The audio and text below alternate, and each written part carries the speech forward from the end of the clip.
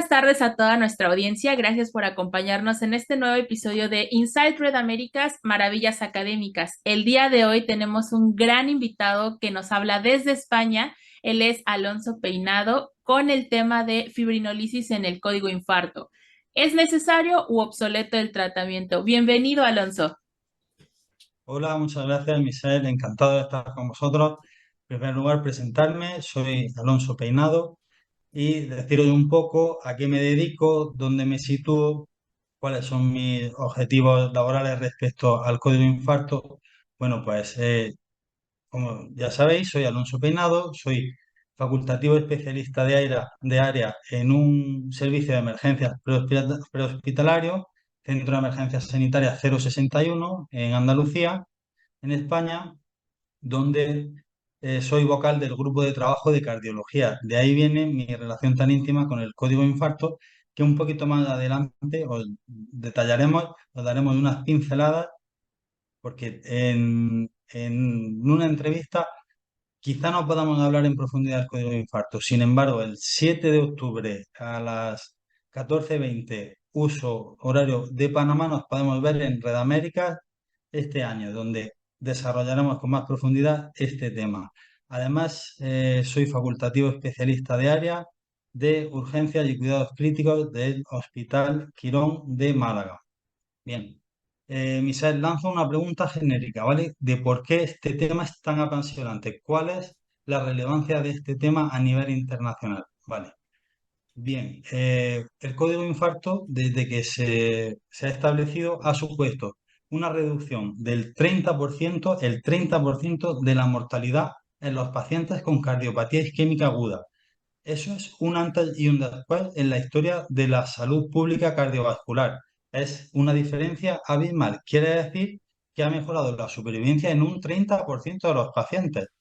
A lo largo de la entrevista, vamos a dar un paseo por la historia de las terapias de reperfusión y entenderemos este concepto. Como os decía, es un avance del interesantísimo cuarto Congreso Internacional de Red que celebramos este año en Panamá. Y allí nos veremos.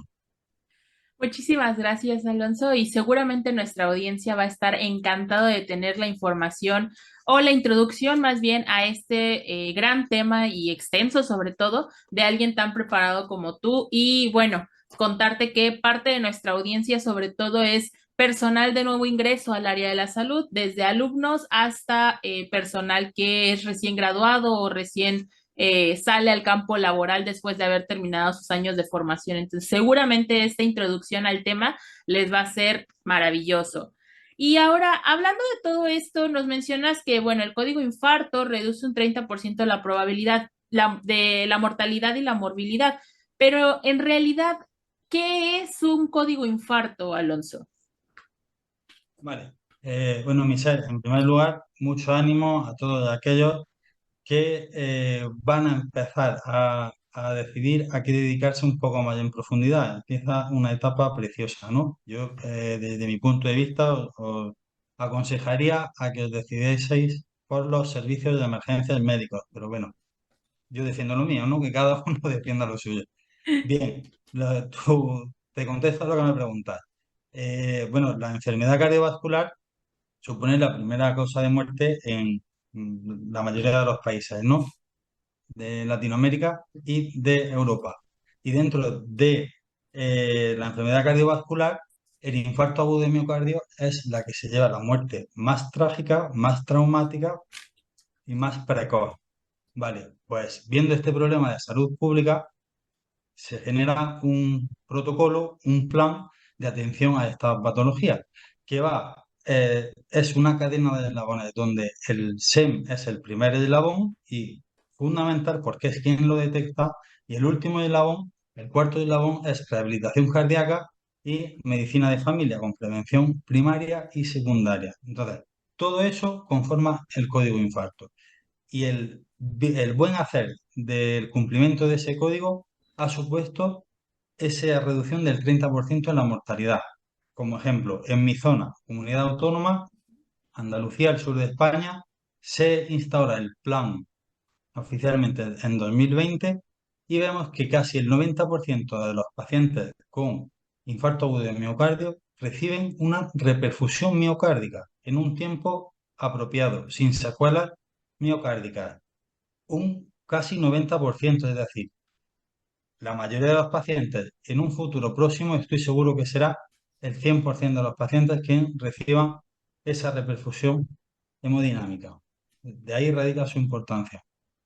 Wow, sí, sin duda lo que nos mencionas son cifras bastante altas, son cifras que se deben de tener en consideración al momento de adentrarse en profundidad a este tema. Pero antes de empezar con las cifras actuales y los procedimientos actuales, nos gustaría saber, y estoy seguro que a estoy segura que a mucha de nuestra audiencia les va a interesar el conocer cómo se llegaron a estas estadísticas, es decir, cuáles son los antecedentes del código infarto, por favor. Vale, perfecto, Michelle. A mí me gustaría, esto puede ser un tema un poco complejo de entender porque la investigación y la evidencia científica llevan 40 años sobre este tema. Entonces, Ok, vamos a intentar hacerlo ameno y comprensible, ¿vale? claro que Entonces, sí. para esto podemos dar un paseo en la historia de la reperfusión, hablando de los ensayos más relevantes, de los estudios más relevantes, hasta 2019, que es el que sentó las bases definitivas, ¿no? Entonces veremos que a lo largo de los años el gol estándar de la terapia de reperfusión de ese vaso coronario ha ido cambiando en función del buen hacer de la comunidad científica, siempre hacia una mejora con el paciente, hasta el tiempo actual. Entonces, vemos, por ejemplo, que en 1980 el tratamiento gol estándar era la fibrinolisis con estreptoquinasa. La estreptoquinasa ya no se usa. Imagínate, había dos opciones, o fibrinolisis, terapia fármaco-invasiva, o el término wait and see, esperar y ver qué pasaba. Claro, ¿qué pasaba? Que pasaba que el miocardio entraba en isquemia continua, no había reperfusión y el paciente terminaba con un fracaso en la fracción de eyección, con un problema cardíaco sin una bomba óptima, reingresos, muertes prematuras, un auténtico desastre, ¿no? Bueno, surge el primer ensayo clínico que nos habla del tiempo, pero en fibrinolisis, el estudio GC1. Este estudio nos dice que ya el concepto tiempo es importante y introduce la frase, la coletilla que estoy seguro que todos hemos oído: Time is muscle. Tiempo es músculo, tiempo es miocardio. Y te dice que la fibrinolisis se debe realizar en la primera hora de la clínica del infarto de miocardio, porque ha demostrado que supera la esperanza de vida del paciente, que mejora la supervivencia y que disminuye la comorbilidad. Un gran paso para esta enfermedad, porque se empieza a tratar de forma rápida. Entonces, provoca menos muertes, menos tasa de reinfarto, menos comorbilidades asociadas, alarga la vida de los pacientes, en fin, mejora su supervivencia. En los 80, llegan los 90 y hay un giro revolucionario en torno a este tema porque los laboratorios de hemodinámica empiezan a surgir a lo largo del mundo, no son muchos, pero ya hay algunos en grandes ciudades y allí se realiza intervencionismo coronario y se empieza a estudiar si esos pacientes que tienen un infarto agudo de miocardio se beneficiarían de un intervencionismo coronario precoz, ICP. Y este estudio, Dynamic 2, refleja que el tratamiento Gold estándar, el estudio empieza en los 90 y termina en el 2002, se publica en el 2003. Fíjate, 13 años Wow. de estudio. eh, Demuestra que el tratamiento Gold estándar es la ICP, el intervencionismo coronario precoz. Pero ¿qué pasa? Aquí hay un problema grave y es precisamente este estudio el que empieza a hablar de la importancia de los servicios médicos, tanto en prehospitalaria como en hospitalaria, porque refleja que el gol estándar es el intervencionismo coronario siempre y cuando el paciente esté en un centro con intervencionismo coronario. ¿Vale? Ok, Esa es la clave. Hay pocos centros con intervencionismo coronario a lo largo del territorio internacional. ok. Entonces, ¿quién se dedica a transporte al traslado de enfermos de hospital sin hemodinámica, sin intervencionismo, a uno con intervencionismo. El servicio de emergencias médicas Sí, prehospitalario. ¿Quién se dedica al tratamiento con fibrinolisis cuando no se puede asumir ese traslado porque es muy lejano? Son demasiadas horas. El servicio de emergencias médicas hospitalario o prehospitalario. De ahí radica la importancia de esta profesión. Saltamos, ¿vale? sí, adelante. Saltamos. Este estudio se ha vuelto a revisar y se ha vuelto a validar este año, en 2023. Oh, Eh, vaya. como os decía, como decía, el estudio Pinto es el que establece las bases definitivas en base al tiempo, ¿no? Más adelante lo comentaremos porque no quiero, quiero hacer como os decía, hay un tema muy complejo, no quiero hacer una línea cronológica. Entonces, en el 2002 Ujú. The Lancet publica este artículo donde acota más los tiempos, ¿no? Y te habla de la angioplastia primaria versus fibrinolisis prehospitalaria. O sea, el paciente se atiende en la calle, ni siquiera en el hospital con fibrinolisis. O sea, a lo que yo me dedico. Y ya te dice en 2002 que no hay diferencia, no hay inferioridad y no hay superioridad en los pacientes tratados con Mm, intervencionismo coronario en los primeros 180 minutos de los tratados con fibrinolisis en los primeros 130 minutos. ok. Fijaros, O sea, ya, 50 minutos de diferencia entre uno y el otro. claro, y ha demostrado igual resultado. O sea, la fibrinolisis es de un buen tratamiento.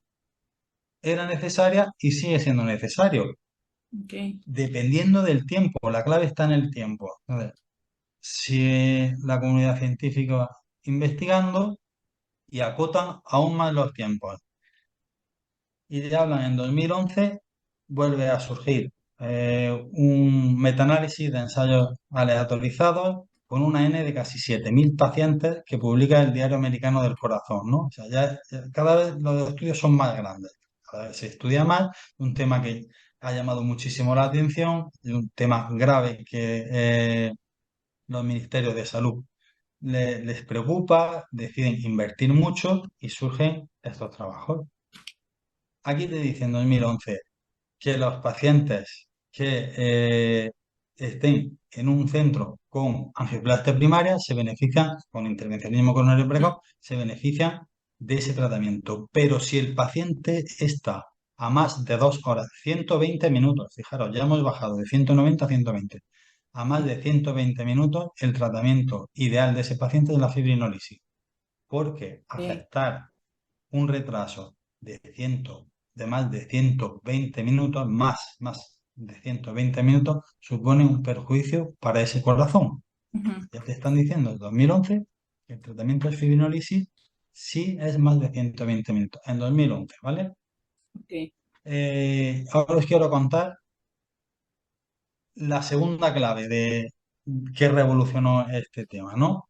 El tiempo, que el tiempo más o menos vamos viendo la línea temporal que ha tenido este tema, no lo hemos cerrado, nos queda todavía un estudio muy importante para cerrarlo, pero más o menos vamos entendiendo los tiempos. Sin embargo, la segunda pregunta. Hasta ahora, hasta 2016-2017, se entendía el tratamiento fibrinolítico como un brazo del algoritmo de la reperfusión miocárdica.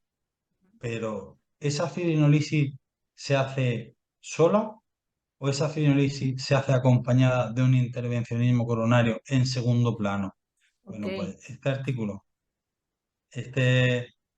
artículo publicado en Circulation, donde te habla del estudio Early Mayo, te dicen que tiene una altísima superioridad el tratamiento de fibrinolisis con una angioplastia en segundo plano, es decir,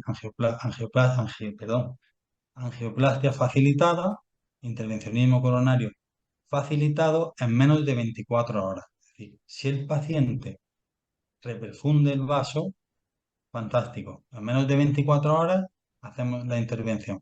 Si no, si no reperfunde y continúa con la clínica del infarto, en 90 minutos ya hemos tenido tiempo de trasladar a ese paciente y en 90 minutos realizamos el intervencionismo de rescate.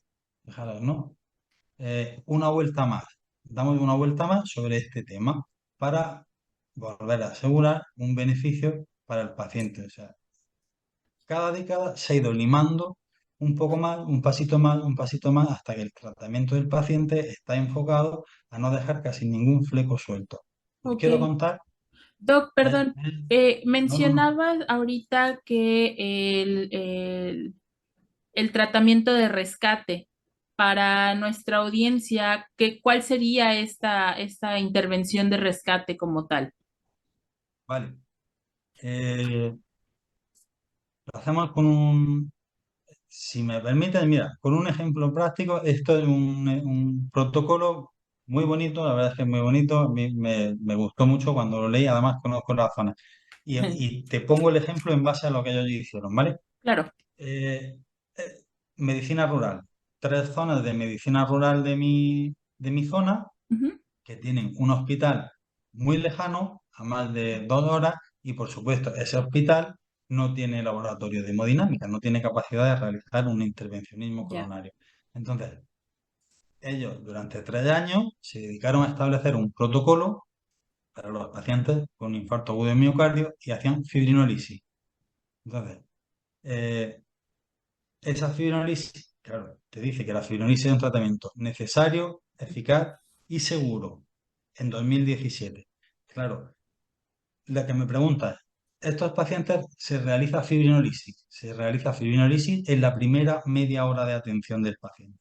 Wow. Y, claro, y se traslada a este hospital que Ujú. está a 3 horas, 180 minutos, totalmente fuera de tiempo, ¿no? Sí. Pero es que el tratamiento ya lo tiene el paciente ya va con Ujú. ese tratamiento puesto, ¿no? Y esa terapia farmacoinvasiva está rompiendo esa Claro. trombosis coronaria.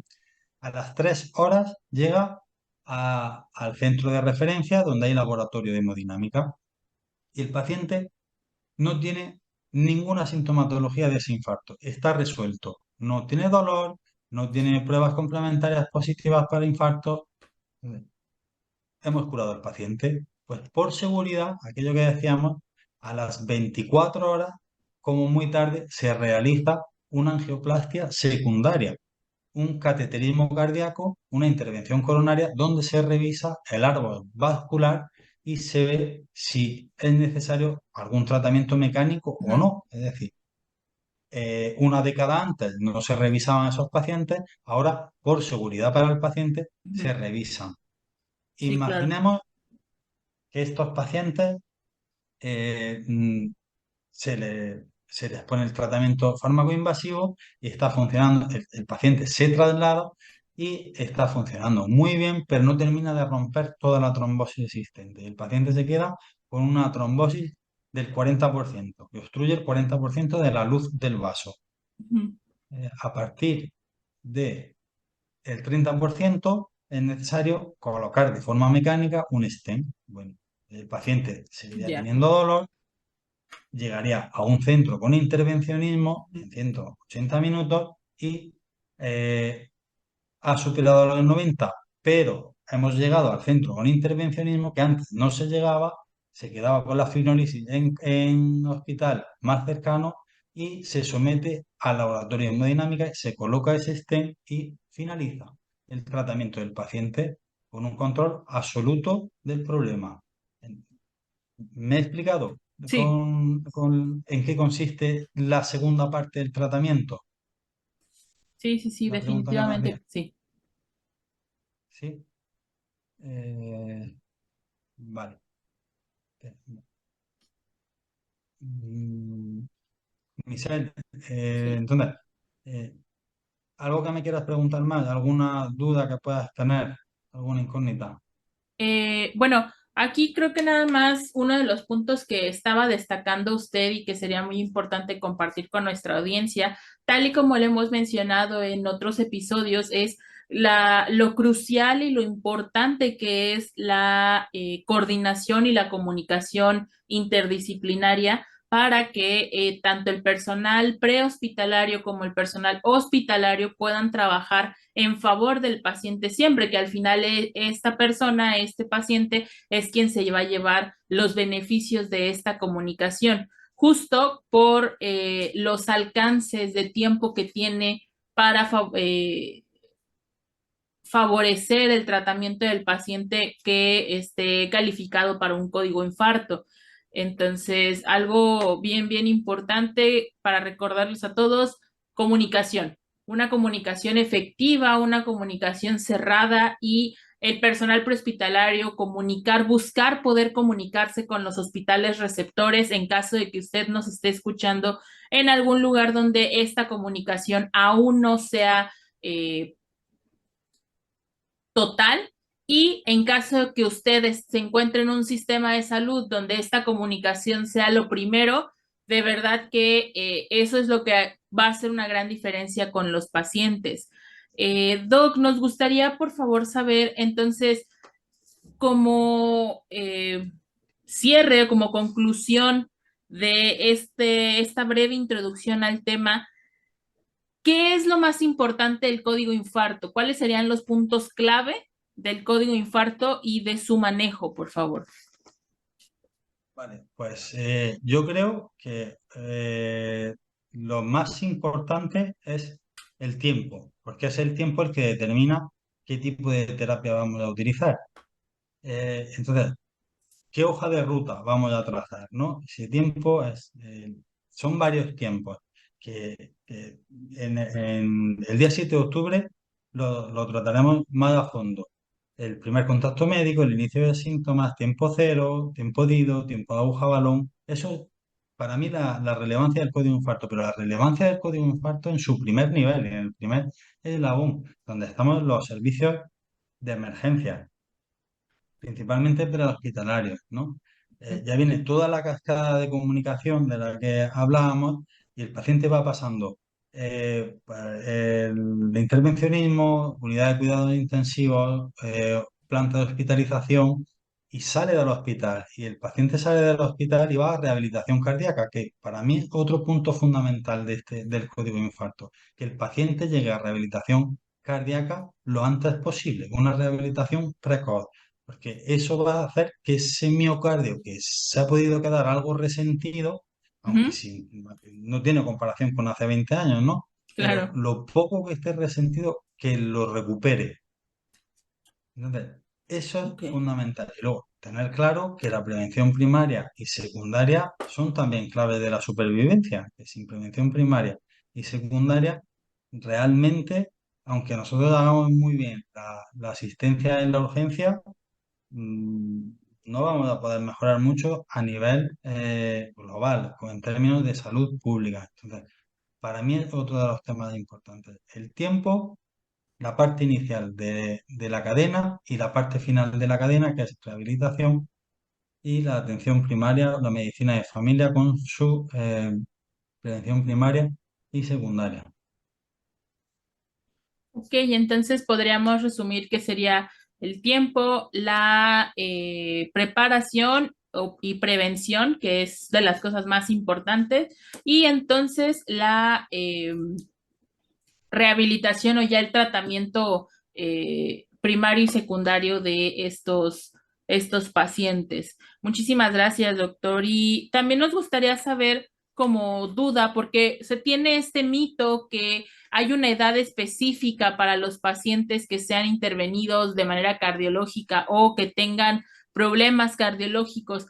¿Hay alguna estadística que nos diga qué edades son las más propensas y si esta estadística es absoluta o hay probabilidad de que haya otras edades que lo sufran? Referente a la isquemia miocárdica, la población que más suele sufrir isquemia miocárdica. Ujú. Es que no sé si he entendido bien la pregunta, Michelle. Me Sí, pregunta, esa es, ¿no? sí. La edad donde más riesgo se suele tener. Pues mira, eh, históricamente la enfermedad cardiovascular está provocada por ciertos factores de riesgo cardiovasculares, ¿no? La obesidad, diabetes, hipertensión, el tabaquismo es bastante importante, antecedentes familiares, la genética. Bueno, por este motivo, la edad donde más cardiopatía isquémica nos encontrábamos era entre los 65 y los 75 años, ¿no? las mujeres quizá de los 70 hacia arriba y los varones de los 65 hacia arriba. Pero desde hace unos años mi clínica profesional me dice que esta edad se ha disminuido, ¿no? Es cierto que en la calle, en la UBI móvil, estamos viendo enfermos infartados muy jóvenes, ¿no? 40 y algo, 50 y algo, 38, 45, y no sé el motivo, no puedo comprender el motivo. Sí sé que se están estudiando las causas, ¿no? Porque son enfermos que no tienen ninguna correlación genética y que no tienen factores de riesgo cardiovasculares. Como te decía, es un tema muy complejo, muy dinámico y que siempre tiene a la comunidad científica totalmente encima porque corregimos un problema determinado, como ha pasado con la actuación, y nos sorprende otro problema determinado, como está Ujú. siendo la cardiopatía isquémica en edades cada vez más tempranas, que aún desconocemos el porqué y se está estudiando. Por supuesto, sin tener correlación genética, ¿vale? Claro. Sin que la sabemos Sí, que la genética es parte importante de estas enfermedades, ¿no? sí, Pero se está viendo definitivamente. que no tiene una relación genética. No te puedo decir a qué se debe la edad temprana de la cardiopatía isquémica, no te lo puedo decir porque se sigue estudiando, ¿no? Pero en unos años lo sabremos.